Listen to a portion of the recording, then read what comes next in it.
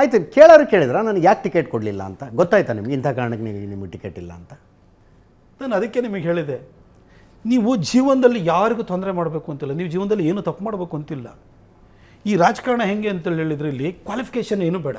ಈ ಅನುಪಡುಗಳು ಇದ್ದಾರೆ, real estate ಅವರು ಇದ್ದಾರೆ, ಭ್ರಷ್ಟರು ಇದ್ದಾರೆ, ಎಲ್ಲರೂ ಇರೋಂಥ, ಅಂದರೆ ಎಲ್ಲರೂ ಸಲ್ಲುವಂಥ ಕ್ಷೇತ್ರ. ವಿತೌಟ್ ಕ್ವಾಲಿಫಿಕೇಷನ್ ಒಂದು ವಾಚ್ಮನ್ ಕೆಲಸಕ್ಕೆ ಹೋಗಬೇಕು ಅಂತಂದ್ರೂ ಕೂಡ 8ನೇ ಕ್ಲಾಸ್ ಪಾಸ್ ಆಗಿದೆಯಾ ಅಂತ ಕೇಳ್ತಾರೆ. ಅಟ್ಲೀಸ್ಟ್ ಓದಕ್ಕೆ ಬರೆಯೋಕ್ಕೆ ಅದನ್ನು ಬೋರ್ಡಾರು ಓದಕ್ಕೆ ಬರುತ್ತಾ ಅಂತಾರೆ. ಇಲ್ಲಿ ಏನೂ ಬೇಕಾಗಿಲ್ಲ. ಹಾಗಾದ್ರೆ ಎಲ್ಲರೂ ಸಲ್ಲುವಂಥ ಕ್ಷೇತ್ರ ಇದಾಗಿರೋದ್ರಿಂದ, ಮತ್ತು ಎಲ್ಲಿಯೂ ಸಲ್ಲದವರು ಇಲ್ಲಿ ಸಲ್ಲುವಂಥ ಕ್ಷೇತ್ರ ಆಗಿರೋದ್ರಿಂದ, ಎಲ್ಲೂ ಸಲ್ಲದಿದ್ದವ್ರು ಇಲ್ಲಿ ಸಲ್ತಾರೆ ಆಗಿರೋದ್ರಿಂದ ಇಲ್ಲಿ ಸ್ಪರ್ಧೆ ಜಾಸ್ತಿ, ಅಸೂಯೆ ಜಾಸ್ತಿ.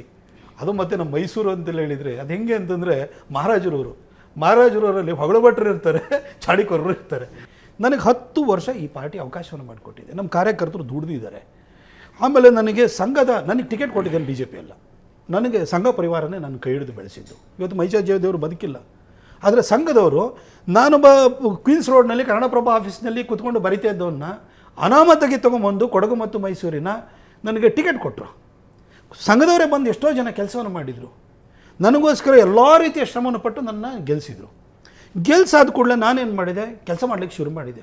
ರಾಜಕಾರಣ ಅರಿತುಕೊಳ್ಳೋಕೆ ಭಾಳ ಕಷ್ಟವಾಗಿತ್ತು. ಯಾಕಂದರೆ ದೊಡ್ಡ ಕ್ಷೇತ್ರ ಅದು, ಕೊಡಗು ಮತ್ತು ಮೈಸೂರು ಎರಡೂ ಬರುತ್ತೆ. ಆ ಊರಿನಲ್ಲಿ ಸರ್ವೈವ್ ಆಗೋದು ಅಷ್ಟು ಸುಲಭ ಅಲ್ಲ. ಹಾಗಾಗಿ ಅಲ್ಲಿ ಕಲ್ತ್ಕೊಂಡೆ. ಆನಂತರ ಇನ್ನೂ ಎರಡನೇ ಟರ್ಮ್ ಬಂದಾದಮೇಲೆ ಇನ್ನೂ ಸಾಕಷ್ಟು ಕೆಲಸವನ್ನು ಮಾಡಿದೆ, ಪ್ರೀತಿ ವಿಶ್ವಾಸವನ್ನು ಗಳಿಸಿದೆ. ಇವತ್ತು ನನಗೆ ಇಷ್ಟು ಜನ ಪ್ರೀತಿ ವಿಶ್ವಾಸವನ್ನು ತೋರಿಸ್ತಿದ್ದಲ್ಲ, ಈ ಸ್ಟ್ರೆಂತ್ ನಾನು ಡ್ರಾ ಮಾಡಿದ್ದಲ್ಲಿಂದ ಸಂಘ ನನಗೊಂದು ಟಿಕೆಟ್ ಕೊಟ್ಟು ನನ್ನ ಪರವಾಗಿ ಹೋರಾಟ ಮಾಡಿ, ಕಾರ್ಯಕರ್ತರು ನನ್ನ ಪರವಾಗಿ ಬ್ಯಾನರ್ ಬಂಟಿಂಗ್ ಕಟ್ಟಿ ನನಗೆ ಸಂಸದನಾಗುವಂಥ ಅವಕಾಶ ಕಲ್ಪಿಸಿಕೊಟ್ಟಿದ್ದರಿಂದಾಗಿ ನಾನು ಒಳ್ಳೆ ಕೆಲಸ ಮಾಡಿದೆ. ಆ ಒಳ್ಳೆ ಕೆಲಸದ ಬಲದಿಂದ ನನ್ನದೇ ಆದಂಥ ಒಂದು ಜನಪ್ರಿಯತೆಯನ್ನು ನಾನು ಗಳಿಸ್ಕೊಟ್ಟೆ. ಆದರೆ ಅಲ್ಟಿಮೇಟ್ಲಿ ಅದು ಸಲ್ಲಬೇಕಾಗಿದ್ದು ಯಾರಿಗೆ? ಸಂಘಕ್ಕೆ ಸೇರಬೇಕಾಗಿದ್ದು. ಯಾಕಂದರೆ ಅವ್ರಿಗೆ ನನಗೆ ಅವಕಾಶ ಕೊಡಲಿಲ್ಲ ಅಂದರೆ ನಾನು ಕ್ವೀನ್ಸ್ ರೋಡಲ್ಲಿ ಬರ್ಕೊಂಡು ಕೂತಿರ್ತಾ ಇದ್ದೆ. ಅವ್ರು ನನಗೆ ಅವಕಾಶ ಕೊಟ್ಟರು, ಅವಕಾಶನ ನಾನು ಸದುಪಯೋಗ ಪಡಿಸ್ಕೊಂಡೆ. ಇವತ್ತು ನನಗೆ ಆಸಕ್ತಿ ಬಂತು. ಆ ಶಕ್ತಿ ಬಂದಿದ್ದರಿಂದಾಗಿ ನಾನು ಅಂದರೆ ಈ ಕೆಲಸದ ಬಲದಿಂದ ಶಕ್ತಿಯನ್ನು ಬೆಳೆಸ್ಕೊಂಡಲ್ಲ. ಕೊನೆಗೆ ಅದನ್ನು ಏನು ಮಾಡಬೇಕು ನಾನು ಇವತ್ತೇನಂತ ಹೇಳಿದ್ರೆ, ನನಗೆ ಪಕ್ಷ ಸಂಘಟನೆಗೆ ಆಯಿತು, ನಿನಗೆ ಸಂಸದನಾಗಿ 10 ವರ್ಷ ಅವಕಾಶ ಕೊಟ್ಟಿದ್ದೀವಿ, ಈಗ ಬೇರೆಯವ್ರಿಗೆ ಅವಕಾಶ ಮಾಡಿಕೊಡ್ತೀವಿ ಅಂತಂದಾಗ ನಾನು ರಚ್ಚೆ ಹಿಡಿಯೋಕ್ಕಾಗಲ್ಲ.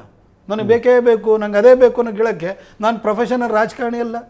ನಾನು ರಾಜಕಾರಣಕ್ಕೆ ಬರೋರೆಲ್ಲ ಭಾಳ ಜನ ಏನಿದ್ರೆ ಪದವಿ ಆಕಾಂಕ್ಷೆಯಿಂದ ರಾಜಕಾರಣಕ್ಕೆ ಬರ್ತಾರೆ. ನಾನು ಪದವಿ ಆಸೆಯಿಂದ ರಾಜಕಾರಣಕ್ಕೆ ಬಂದವನಲ್ಲ. ನನಗೆ ದೇಶಕ್ಕೆ ನರೇಂದ್ರ ಮೋದಿಜಿಯವರು ಪ್ರಧಾನಿ ಆಗ್ತಿದ್ದಾರೆ, ಅವ್ರ ಕೆಳಗಡೆ ಕೆಲಸಕ್ಕೆ ಸೇರಬೇಕು ಅಥವಾ ಅವ್ರ ಕೆಳಗಡೆ ಸೇವೆ ಮಾಡಬೇಕು ಅಂತ ಹೇಳ್ಬಿಟ್ಟು ನನ್ನ ಕೆಲಸವನ್ನು ಬಿಟ್ಟು ಇಲ್ಲಿ ಬಂದವನು. ಇಲ್ಲಿವರೆಗೂ ನನ್ನ ಕಾರ್ಯಕ್ಷೇತ್ರ ಏನಾಗಿತ್ತು? ಕೊಡಗು ಮತ್ತು ಮೈಸೂರಾಗಿತ್ತು. ಇವತ್ತು ನನ್ನ ಕಾರ್ಯಕ್ಷೇತ್ರ ಇಡೀ ಕರ್ನಾಟಕ ಆಗಿದೆ. ಎಲ್ಲ ಕಡೆ ಓಡಾಡ್ತೀನಿ. ಹನುಮಾನ್ ಜಯಂತಿ ಅನ್ನೋದನ್ನು ಪಾಪ್ಯುಲರ್ ಮಾಡಿದ್ದೀನೇ ಇಲ್ವಾ? ಹುಣಸೂರಿನಲ್ಲಿ 2 ಕ್ರಿಮಿನಲ್ ಕೇಸ್ ಹಾಕ್ಸ್ಕೊಂಡೆ, ಎಲ್ಲ ರೀತಿಯಿಂದ ಮಾಡಿದೆ. ಆನಂತರ ಇಡೀ ಮೈಸೂರು ಭಾಗದಲ್ಲಿ ಹನುಮಾನ್ ಜಯಂತಿ ಎಲ್ಲ ಕಡೆನೂ ಸ್ಪ್ರೆಡ್ ಆಯಿತು. ಇವತ್ತು ಇಡೀ ರಾಜ್ಯಾದ್ಯಂತನೂ ಮಾಡ್ಬೋದು. ಎಲ್ಲ ಕಡೆಗೂ ಹೋಗ್ತೀನಿ, ಕಾರ್ಯಕರ್ತರ ನೋವಿಗೆ ಸ್ಪಂದಿಸ್ತೀನಿ. ಇದುವರೆಗೂ ಕಾರ್ಯಕರ್ತರು ನನಗೋಸ್ಕರ ಎಷ್ಟು ಕಷ್ಟಪಟ್ಟಿದ್ದಾರೆ. ನಾನು ಜನರ ಸೇವೆ ಮಾಡೋದು, ನನಗೆ ಜನ ಜತ್ರ ಸಹಿ ಅನ್ನಿಸ್ಕೊಳ್ಬೇಕು, ಒಳ್ಳೆ ಕೆಲಸ ಮಾಡಬೇಕು ಅನ್ನೋ ಧಾವಂತದಲ್ಲಿ ಎಷ್ಟೋ ಸರಿ ನಮ್ಮ ಕಾರ್ಯಕರ್ತರ ಕಷ್ಟಕ್ಕೆ ನಾನು ಸ್ಪಂದಿಸ್ತಲೇ ಇರ್ಬೋದು, ಅವ್ರಿಗೆ ಇನ್ನೂ ಹತ್ತಿರಕ್ಕೆ ಹೋಗಿಲ್ದಲೇ ಇರ್ಬೋದು. ಈ ಅವಕಾಶವನ್ನು ಅವ್ರ ಹತ್ತಿರಕ್ಕೆ ಹೋಗೋದಕ್ಕೆ ನಾನು ಬಳಸ್ಕೊತೀನಿ.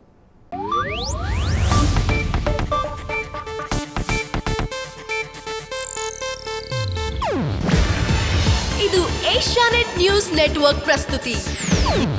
ನೀವು ನೋಡ್ತಿದ್ದೀರಾ ಏಷ್ಯಾನೆಟ್ ಸುವರ್ಣ ನ್ಯೂಸ್.